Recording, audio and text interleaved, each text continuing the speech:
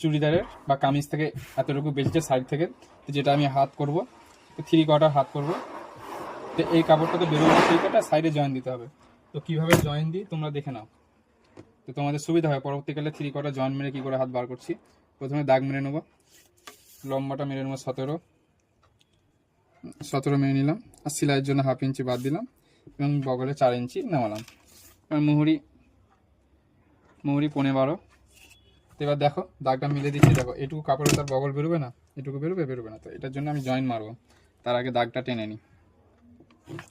তো দেখো বাড়তি যে কাপড়টা আছে সে কাপড়টা দেখো কামিজ থেকে বেরিয়ে যাবে জয়েন মারার জন্য। যদি বড় কাপড় থাকে, এই দেখো এই কাপড়টা বাড়তি সামনে পার্ট থেকে, তো এখান থেকেই বেরিয়ে যাবে। যদি বড় থাকে, ছোটো বড় থাকলে কিন্তু বেরোবে না। ছোটো বড় থাকলে 3/4 হবে না, ছোটো হাতই করতে হবে। তো এই দেখো জয়েন মেরে নিলাম, এবার আমি মিলাবো। দাগ মেরে মিলালাম, এখানে মিলাবো মোহরির সাথে বগলটা মিলাচ্ছি, দেখে নাও মিলিয়ে নিচ্ছি। এবার দাগ টেনে দেবো।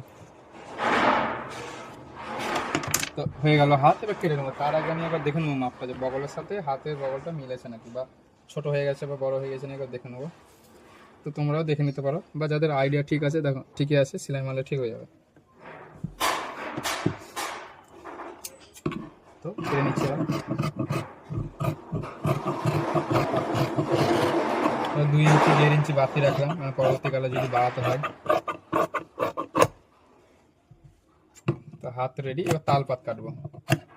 কারণ তালপাত কাটতে হয় অনেকেই জানো, তালপাত চাকা মেরে নিলাম। এবার তালপাতটা কাটবো। দেখো প্রথমে দুটো ধরবে কাপড়। তালপাত কাটা মানে কি, সামনে দুটো, মানে সামনের দিকে হবে। এটা যেই দিকে তালপাত কাটা থাকবে সেটা সামনের দিকে হাত, ডান হাত বাঁ হাত বোঝা যাবে এই জন্য। তো এই দেখো দুটোকে ধরলাম, কেটে নিলাম, এতটা কাটলাম। এবার যেখানে জয়েন মেরেছি ওটাকেও কাটবো, কারণ সেলাই কেটে নিলাম। এবার যেহেতু এটা জয়েন আছে, তো এটাকে 4 ভাগ করে নেবো। চলো